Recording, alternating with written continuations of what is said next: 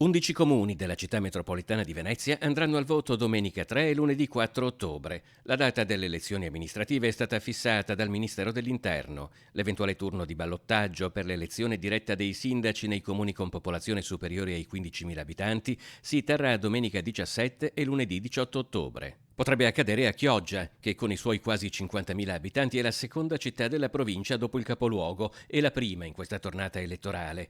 L'amministrazione uscente, targata Movimento 5 Stelle, è guidata dal sindaco Alessandro Ferro. Si vota anche ad Olo, dopo la prematura scomparsa del sindaco Alberto Polo, che meno di un anno fa aveva iniziato il secondo mandato alla testa di una coalizione di centrosinistra, vincendo le elezioni con ampio margine. Poco sotto i 15.000 abitanti c'è quindi Cavarzere col sindaco uscente Henry Tommasi. Tra i 12 e gli 11.000 abitanti si vota a San Michele al Tagliamento, sindaco uscente Pasqualino Codognotto, Caorle, primo cittadino Luciano Striuli e Musile di Piave, sindaco Silvia Susanna. Si vota anche a Campolongo Maggiore, Vigo Novo, Quarto d'Altino, Fiesso d'Artico e Fossò.